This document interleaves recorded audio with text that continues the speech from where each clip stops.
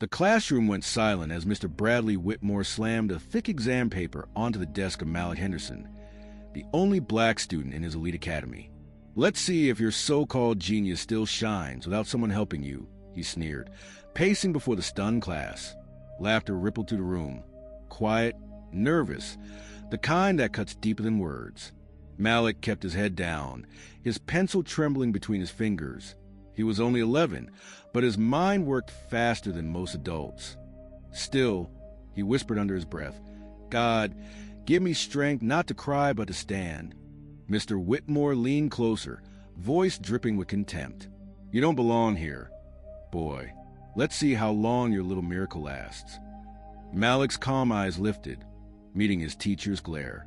"I'll take whatever test you give me, sir."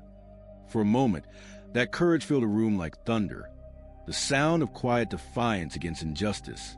If this already made your blood boil, hit like and subscribe right now, because stories like this are still happening, and the world needs to hear them. Mr. Whitmore's smirk faded slightly as Malik opened his notebook, ready to face whatever came next.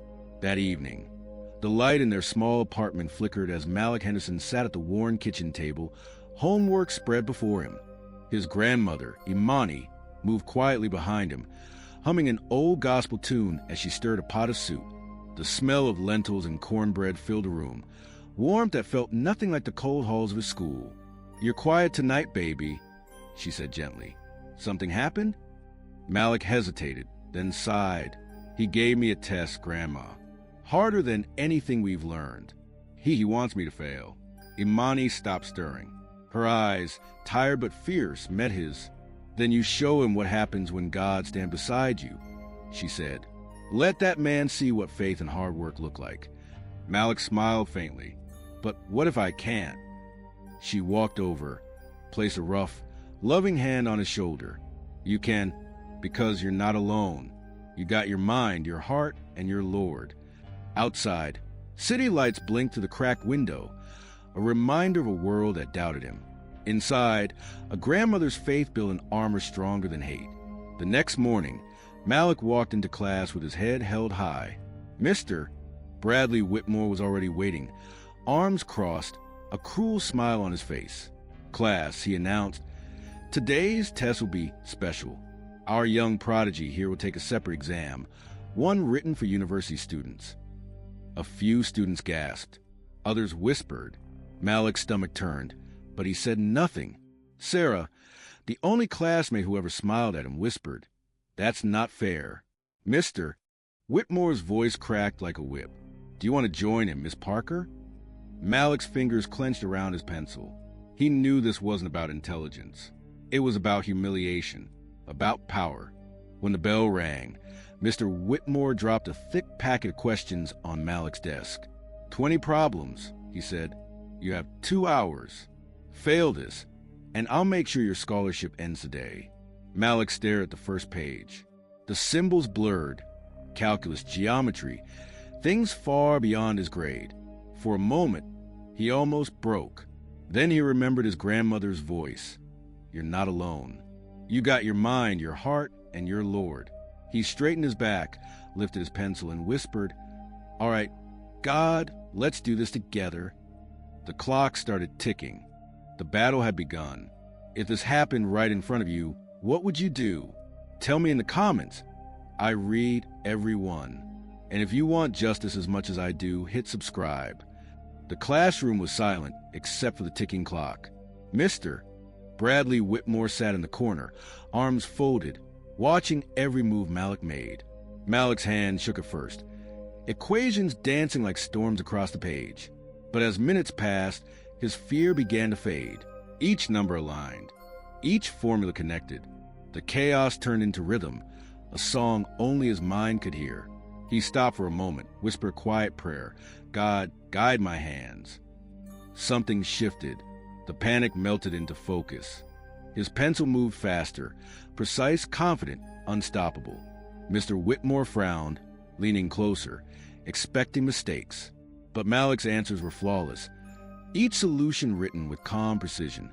An hour later, Malik stood, sweat on his forehead, but peace in his eyes. "I'm finished, sir," he said softly. Mr. Whitmore's smile twitched. Finished? You think brilliance comes that easy? Malik slid the papers forward. It does when you stop doubting who gave it to you. The teacher's smirk vanished completely as Malik walked back to his seat, silent but victorious. The next morning, Malik arrived at school to whispers that followed him down every hallway. Rumors had spread. The special exam, the impossible questions, and a quiet black boy who had somehow finished it all. When Mr. Bradley Whitmore entered the room, his jaw was tight, his eyes darker than usual. He slammed Malik's graded test on the desk. Every answer marked correct. At the top, written in red, 100. This can't be real, the teacher muttered, flipping through each page. You must have cheated.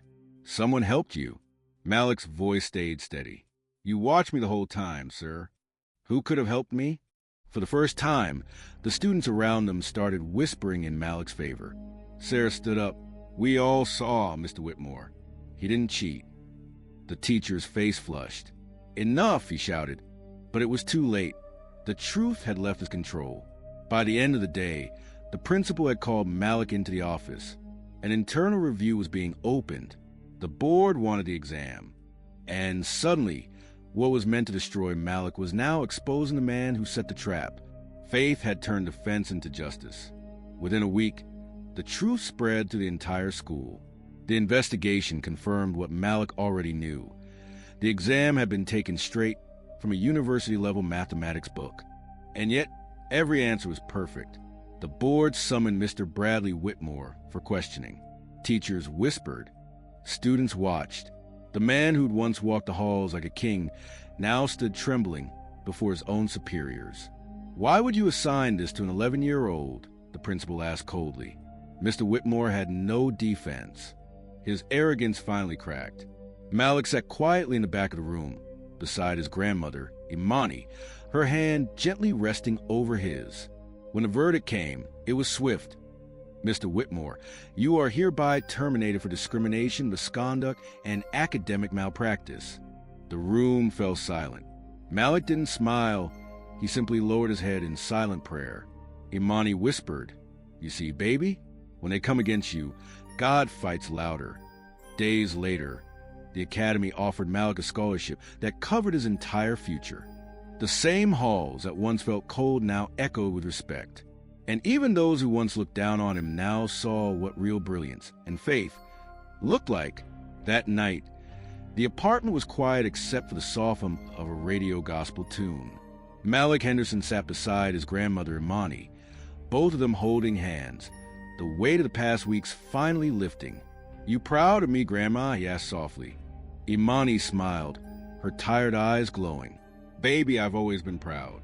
But tonight, I'm thankful. You didn't just pass a test, you passed a trial. Malik looked down at the gold-edged scholarship letter resting on the table. He thought of the teacher who once called him worthless, now a man facing the mirror of his own hatred. Somewhere deep down, Malik whispered, I forgive him, but I'll never forget. Imani nodded. That's how real strength sounds, son. They bowed their heads, thanking God not just for victory, but for peace.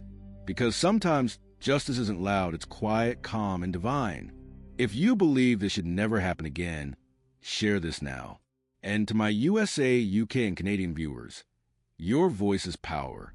Use it. The radio faded, leaving silence, and a promise that faith will always speak louder than hate.